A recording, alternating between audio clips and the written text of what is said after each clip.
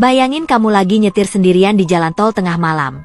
Sepi, gelap, cuma ada lampu mobil yang menerangi jalan. Tiba-tiba di kejauhan ada sosok wanita berdiri, pakai gaun pengantin, melambaikan tangan, seolah minta tumpangan. Kamu berhenti, atau jalan terus? Cerita ini berasal dari kisah seorang sopir travel malam lintas kota bernama Pak Randy. Beliau sudah lebih dari 15 tahun menyetir malam hari, khususnya di jalur tol Jawa Tengah ke arah barat. Dari semua kejadian yang pernah dia alami di jalanan, ada satu malam yang katanya sampai sekarang masih teringat jelas, dan membuatnya tidak pernah lagi menyetir malam sendirian. Kejadiannya terjadi tahun 2016. Malam itu, Pak Randy menerima order antar jemput penumpang dari Surabaya menuju Jakarta. Karena ada beberapa pembatalan, malam itu hanya ada satu penumpang, seorang wanita muda bernama Lita. Dia duduk di kursi tengah, diam dan sopan. Perjalanan awalnya berjalan lancar. Jalan tol sepi, cuaca juga cerah. Namun, ketika mobil sudah memasuki ruas tol antara Ngawi dan Solo sekitar pukul 2 dini hari, suasana tiba-tiba berubah.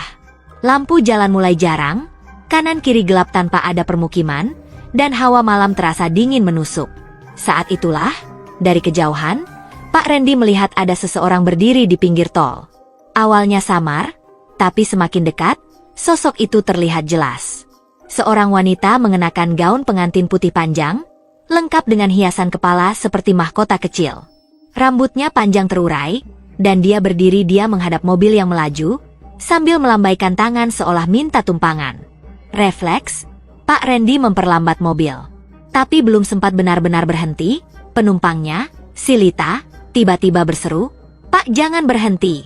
Tolong, jalan terus." Nada suaranya panik, bahkan tubuhnya sedikit maju ke arah bangku sopir. Pak Randy kaget, tapi dia turuti. Mobil langsung dia pacu lagi, melewati wanita itu tanpa menoleh. Tapi yang bikin merinding adalah, saat dia melirik ke spion tengah, Pak Randy melihat sesuatu yang membuat dadanya seperti berhenti berdetak. Di bangku paling belakang, duduk wanita berbaju pengantin tadi. Diam, menunduk, dengan rambut panjang menutupi wajahnya. Pak Randy langsung ngerem mendadak. Mobil hampir tergelincir ke bahu jalan, dan Lita menjerit ketakutan.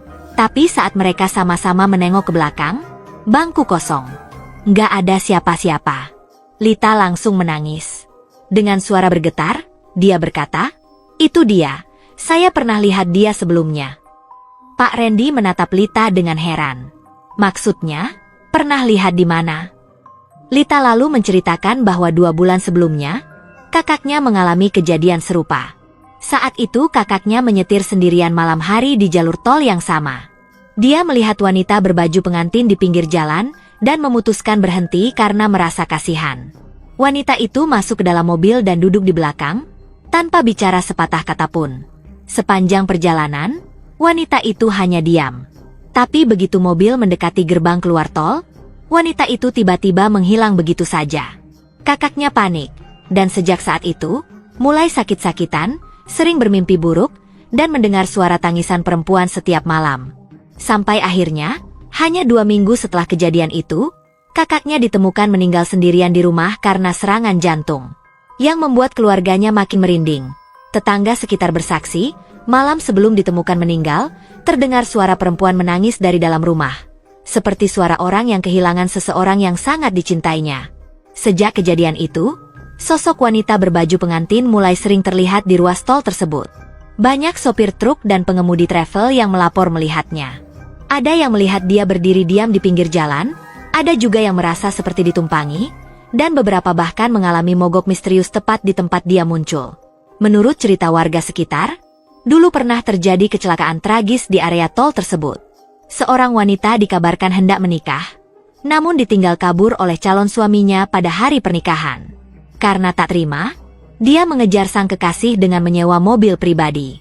Tapi mobil itu mengalami kecelakaan hebat di ruas tol yang sepi.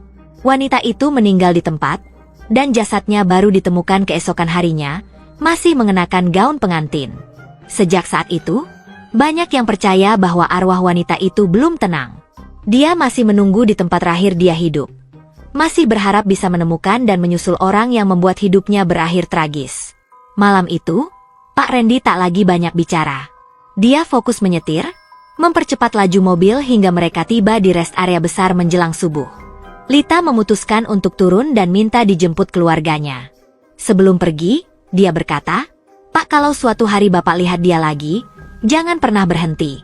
Karena kalau sampai dia ikut masuk mobil," katanya, "dia nggak akan pergi sebelum mendapatkan yang dia cari."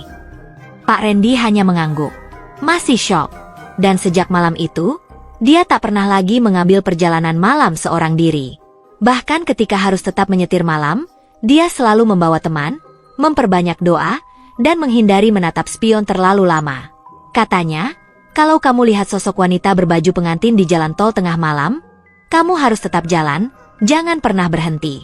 Karena bisa jadi, dia sedang mencari tumpangan terakhirnya. Dan siapa tahu, mobil kamu yang dia pilih. Kalau kamu sendiri, berani nggak nyetir sendirian lewat tol tengah malam?